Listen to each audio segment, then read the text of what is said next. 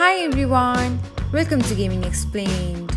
Today in this video I'm going to guide you through how you can turn off music on Word Connect. So let's get started. First of all, open the Word Connect app on your device.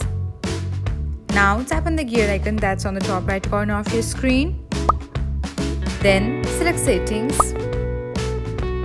If you have music turned on, you can find a green color just above the music section with the button toggled on, like this. So, to turn off the music, you can just tap on the toggle off button again. And that's it. This is how you can turn off music on Word Connect. Thanks for watching. Don't forget to subscribe to our channel so that you'll never miss another gaming update.